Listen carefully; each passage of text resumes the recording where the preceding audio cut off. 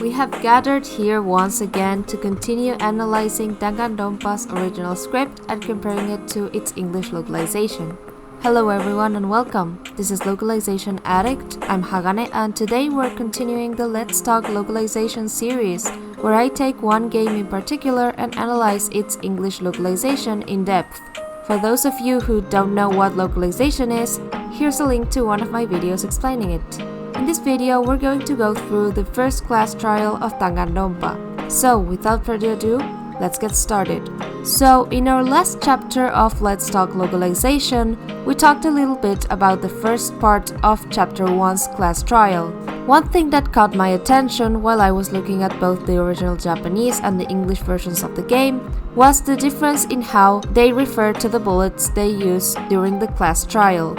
In English, they call them truth bullets, whereas in Japanese, they are called kotodama, which roughly translates as speech bullets. So, why did this change happen? Well, as I've stated before, I don't pretend to have the answers to all the localization choices made. But I think in this case, what prompted the change was the fact that truth bullet just sounds better than speech bullet and is also shorter.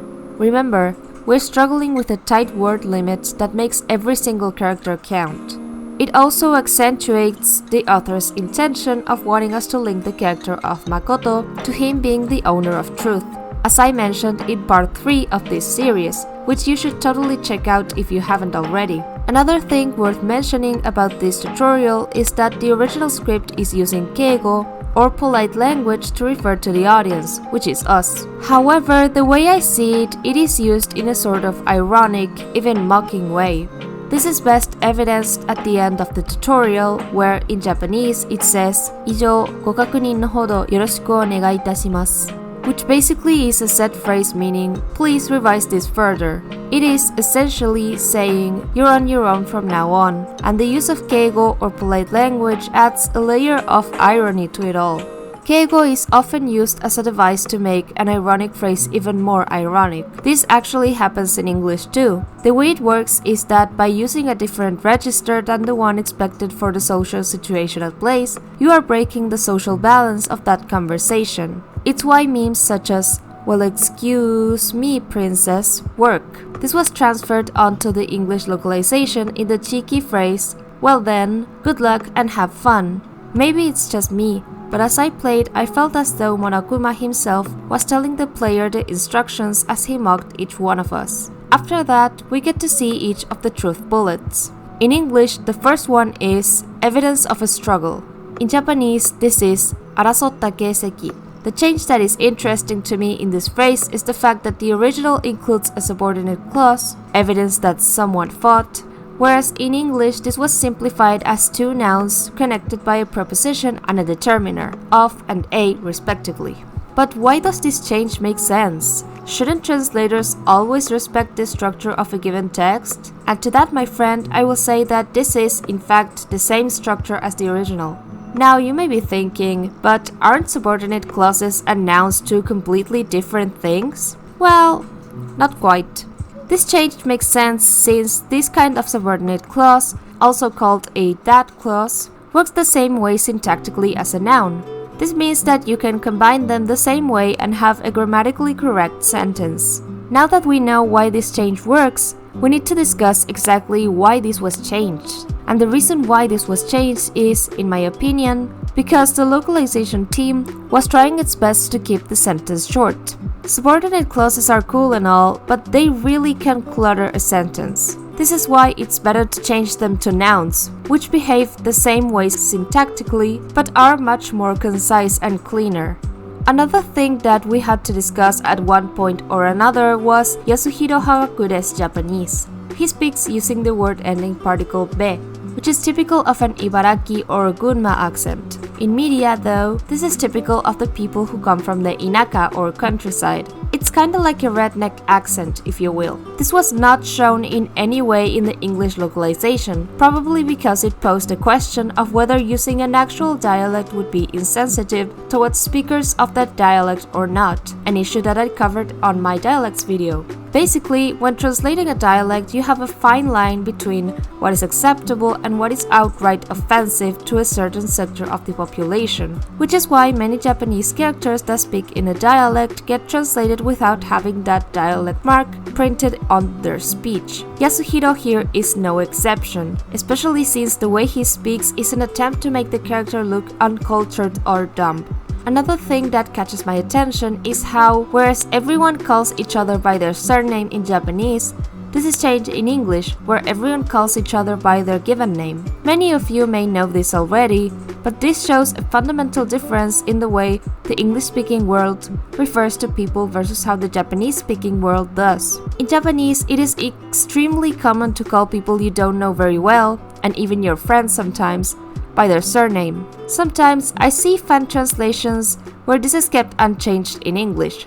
I am fundamentally opposed to this choice because I feel like it detracts from the experience of the English speaker who is not used to calling everyone by their surname. However, I do understand that sometimes not doing this creates contradictions, especially when two characters get to know each other and start calling themselves by their given name somewhere throughout the story, which happens unsurprisingly often. This is quite a complex topic, as you may have guessed already. It all boils down to each individual case. The next one is a phrase that's a real headache when translating. After Makoto is explaining his argument, Hifumi says, Now, if we translate this literally, it becomes, somehow, this became something like that, hasn't it? You might be thinking, what the hell does that even mean?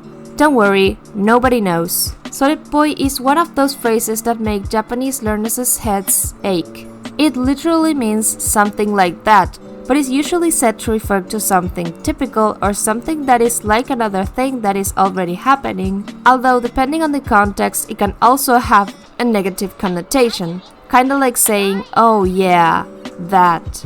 To sum it up, it's quite the tricky word. As a translator, you have to kind of guess the meaning of this based off of context. And that's exactly what the English localization did. In English, Hifumi says, Wow, this is starting to sound like a real trial. Basically, the localization team took the soreppoi part and deduced that he was talking about the entire situation of the trial. This is proof that translating and understanding the language are two different skills. You have to do the guesswork to sense what the character was meaning to say, something you might do unconsciously when you're just enjoying the game in Japanese. You have to take the not-so-obvious cues and turn them into something that is clear-cut. Another thing which was interesting to me is how Kiyotaka starts referring to Sayaka as Maizono-kun. I'm sure most of you already know of kun as the default honorific used for men. However, this is only a small part of the story.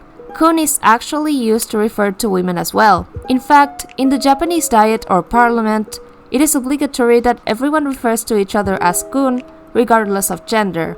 Legend says this comes from the Bakumatsu period, where Shoin Yoshida, creator of the Shoga Sonjuku Academy, one that fostered many well-known figures in Japan such as the samurai Genzo Ikusaka, started using the words shukun and kunshu in order to create an atmosphere open for debate in his classroom. That usage evolved into what we now know as just kun. This is extremely relevant to Kiyotaka's character because his speech has to be incredibly stiff and important sounding. So, what better way than to make him speak like a literal politician? The English version, unfortunately, wasn't able to convey this subtext, but there really isn't much that could have been done without sacrificing naturalness, which is one of the most important things to take into account when translating. The next thing I wanted to bring to attention was the way that Mondo speaks in this scene and what it says about his character. When it's our turn to fire the second truth bullet, Mondo says in Japanese, 犯人がナイフでぶっ刺しやがった。犯人がナイフでぶっ刺しやがったんだな。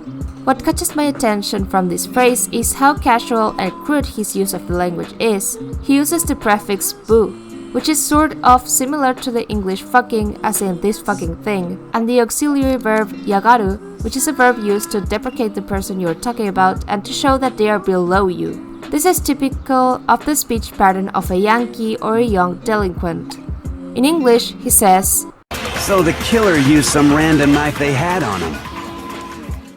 As we can see, the English localization tried its best to convey this feeling of rudeness in Mondo's speech, as shown by his using the phrase some random knife, a way to talk casually about a serious topic, and the use of them instead of them. This does feel like it lacks a little bit of the original punch. However, this is fixed by the many other instances in which he is made to talk using curse words and other such things. So, even if in this particular sentence his character was not 100% on point, this is compensated for in other sentences. Another line of dialogue that is interesting to me is the part where Toko speaks after we destroy the second argument. In Japanese, she says, そうよ。現場は苗木の部屋だったのよ。これ以上の根拠はないじゃない。 Translated literally, it would mean something like this. That's right. The place where it took place was Naegi's room. More reasons, there aren't any. Okay, this one is packed. So first of all, we get to see that Toko speaks in a pretty traditionally feminine way. This is evidenced by her use of no in datta no yo.